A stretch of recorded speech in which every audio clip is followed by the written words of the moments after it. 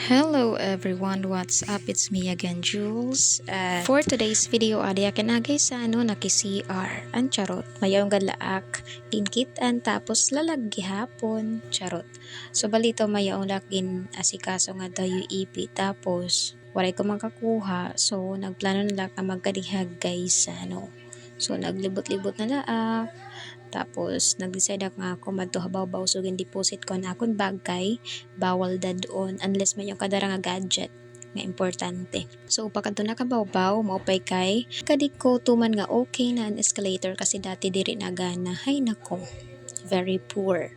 So, ari na kabaw-baw, libot-libot lang, mga bago nga mga bado. Grabe kag mamahal ang mga person na yan. Nagmahali. So kadakaan nga din nga mga baligya mga Korean style or kanang Thailand ganun. Tapos sila mayong gown 999 for pageant.